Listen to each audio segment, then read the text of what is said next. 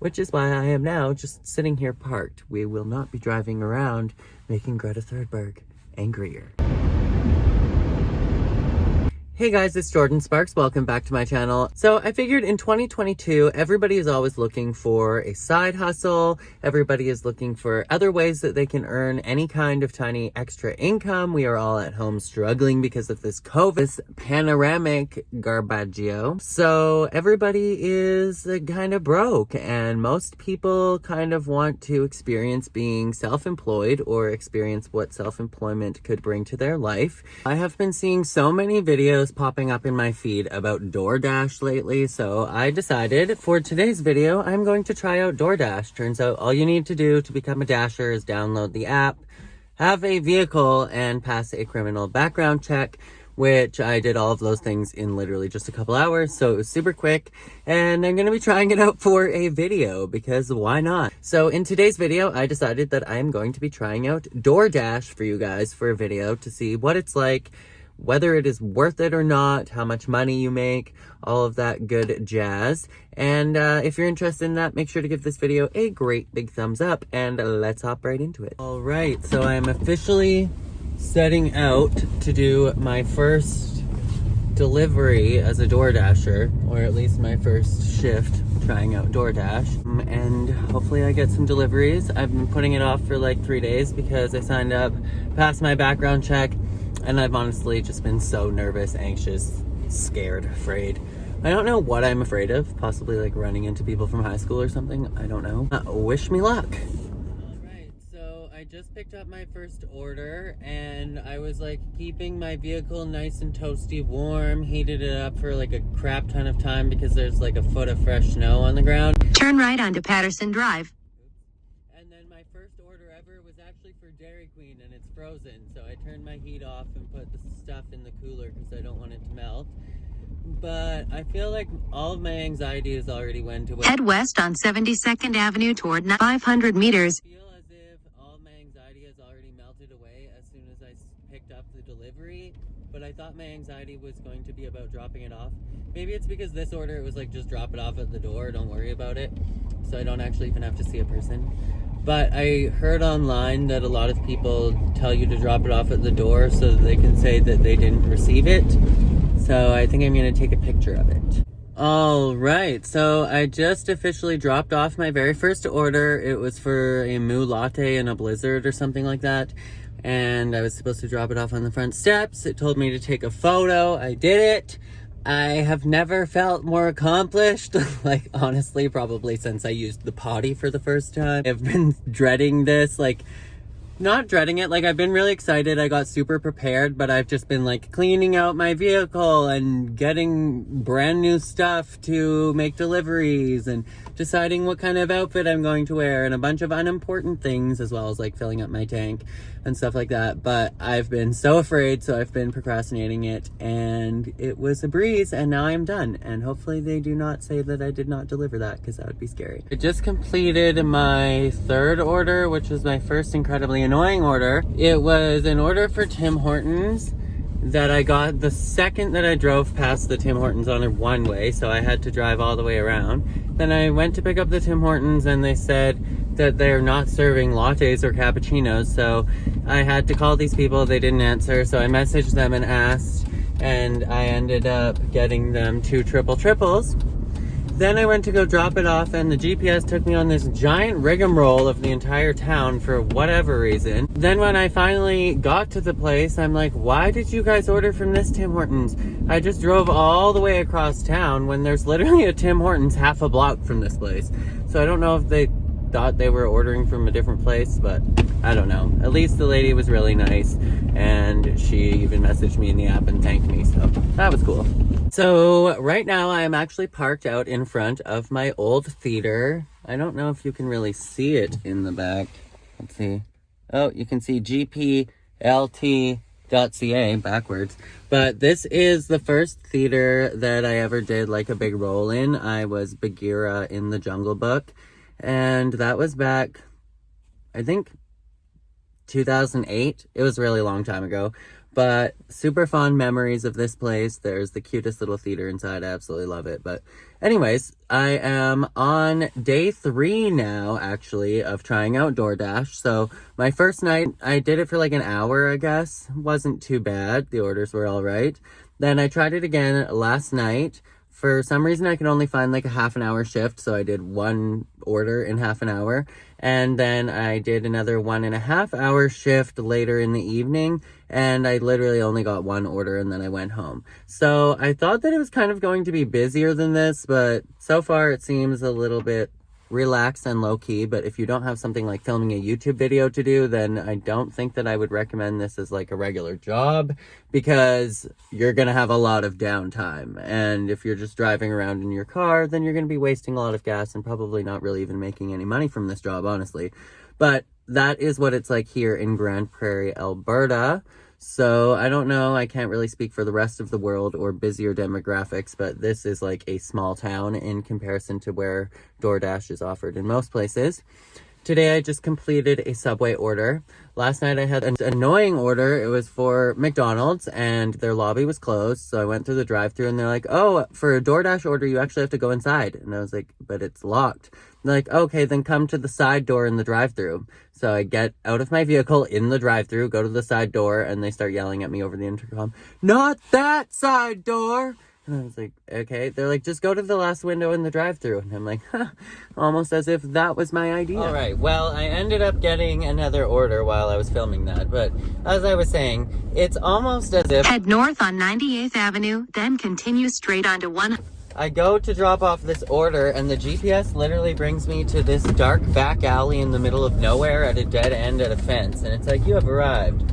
Head south on 100th Street toward 90. So...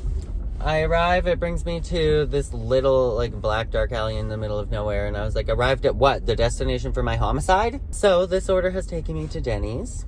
It is my second order of the day. The first one was an apartment. I was doing a Subway order. There's, like, no street signs or house numbers visible here, so it's kind of really annoying to try and even find anything. And it doesn't tell you whether something is an apartment when you take the order, so kind of really annoying and takes a lot of time. And the person told me I had to hand it off to them personally, and then they wouldn't show up at the door, so I'm just waiting there. My vehicle is parked in a literal fire lane because they don't have visitor parking at any of these apartments. So far, apartment orders are the most annoying, and so are McDonald's orders. And now we could add Denny's to that list as well, because they have nowhere to park to pick up an order. But Your destination is on the left. all right, we have arrived at Denny's, and it is time to go in and pick up that order. Oh, this is my beautiful bag. All right, so far my experience has been mostly bad. I ended up waiting at Denny's for freaking over half an hour, though the Denny's people did give me a free milkshake because I was waiting there for over half an hour. But the delivery was a $6 delivery, so I was there over half an hour, still heading out to make this delivery right now. I'm getting paid $6 minus gas, insurance, wear and tear, and the insane amount of data that this app takes to run the GPS the entire time. So I'm basically paying to make this delivery. Charity work. I am. All right. I need to park and recuperate for a minute. So that took me like an hour to deliver that Wendy's order. So 45 minutes on the clock, plus like 15 minutes, 20 minutes of driving, and then all that waiting at the restaurant for $6. And then, I don't know, all these videos I'm seeing on YouTube, the Americans know exactly where they're heading, how to tell like what the address is and stuff, and I am not seeing that information. I don't see any of the directions or like the message from the customer until I'm actually delivering it. I don't know how to see that unless I'm doing something wrong. Maybe you guys can let me know down in the comments below if you've done DoorDash before, but I'm like, I can't see what I am supposed to be doing on there.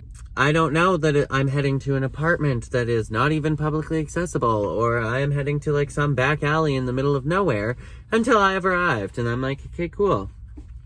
Charity work. So at this point, I'm not sure if I want to just head home. I just got another offer for $4 to drive all the way across town for a chicken curry. And I was like, no, I'm not willing to wait 45 minutes at a restaurant for a chicken curry and make $4 in an hour. All right, well, I just dropped off a Tim Hortons delivery, which for some reason comes up as S&T Allard every time. Whoever that is, I have no idea, but it left me relatively on my side of town, and it is black ice absolutely everywhere. I'm tired of sliding around here and risking death to do this charity work, so I am heading home, and I might go out again when there is a promo. Wow, it is so hard to keep my eyeballs open when it is... Damn, that's annoying. Out of all of the 70 different tripods I have in my vehicle, none of them work. So, it is so hard to keep my eyes open when it is this freaking bright out. So, I am done filming for now. I am heading home. So far, we made like $23 in like 3 hours. So, that was a waste of time. So, those are basically examples of what your dashboard looks like. This is what the schedule looks like. So, if you see here, these are all the available shifts in my area, or maybe as a newbie, you kind of have to book the shifts. You can't just go dash at any time. I think you have to have a certain number of orders or something. And here is an example of dashes that I have scheduled, so I can show you guys how that looks in your Dasher app. But the app is pretty straightforward. It's just I don't understand why there's no like training video or anything. This is an example of what it looks like when you're actually dashing. And so you can see my total there. This is what it looks like if you pause. You can pause for up to 35 minutes before it cancels your dash. And then you'd be SOL unless there's another slot you could reschedule for the day. And this is what it looks like when you actually get an offer. It shows up as a text message as well. And unfortunately, it didn't record what was on the screen, but typically it shows your offer for the dash on screen with the amount that you will make as well, except for any possible added tip. Well, it is 3:02 and I'm heading out again. There is a promo between 2 and 5 o'clock where you get an extra $2 per order. And I figure if I'm going to be making this into a trial YouTube video, that I gotta, like, you know, kind of put it to the actual test to see what an actual DoorDasher would do, how many hours you would actually put in, and, like, trying to create a strategy around this. So far it's been pretty annoying, and I don't think very much worth the money in this area, this locale, but, that's just me, so I guess we shall see what happens. So far, I left my house and clocked in about 5 minutes ago. No orders yet. So I'm driving towards the Dairy Queen, and maybe we will get a notification. Well, I went and parked by Original Joe's, and I am behind a Carl's Jr. I don't know if either of these places even have DoorDash, but there's also a McDonald's right around the corner, and I think Starbucks, and a couple other restaurants. There's a bunch of restaurants right here. If any of them have DoorDash, oh, and a Tim Hortons behind me as well. I don't know if any of them even have DoorDash, but there's no sense in me driving around wasting my gas. I've been on the clock now for about half an hour, and I still haven't got any offers yet. So, I don't know. For one, I thought the DoorDash would just be a lot busier in general. I thought that you would just be getting like back-to-back offers and having to turn them down because you have to go do something else. There's another order that needs to be delivered, etc. But so far, it's actually been really slow, and it is Family Day today here in Canada. So I know a bunch of people are at home and have the day off. So I kind of expected it would be a lot busier. It is 3:15 though, so it's not really lunchtime. It's not really dinner time. I just thought that they were offering a $2 promo because they were saying it was busy. And I'm like, busy where? The app is saying it's busy, but there's no customers. Where? I don't understand. But yeah, there's a lot of downtime in this here in Grand Prairie. I don't know if I was in a bigger city, if it would be a lot busier or if you make a lot more money or whatnot. But around here, there's no customers. So that is good and fresh and fun. So far, the experience has been like, I don't know, a 5 out of 10. The first night was kind of fun. I was super nervous and scared to do it. And then I just did it. And I was like, cool. And then I got my first $11.50 order on day 2. And I was like, oh, that's not too bad. And then that was the only order that I got. And I was like, okay, cool. All right, so we are off to Tim Hortons. I think that I accidentally stopped the screen recording. I wanted to show you guys what it looks like when an order pops up. But that's what it looks like when the order pops up. It does show up in your text messages as well if you'd like. So I'm on my way to Tim Hortons. I was sitting in a Tim Hortons parking lot, so that is always annoying because I was sitting in a Tim Hortons parking lot, and this dash is sending me to the entire opposite side of the city to go pick up Tim Hortons from the furthest possible location from where I was, but I haven't got any other offers yet today, so I took it, and we are heading there now. And it was just a $6 offer, so hopefully there's a tip, because we are going like 9 kilometers or something. Peace. All right, we have arrived at Tim Hortons. No time.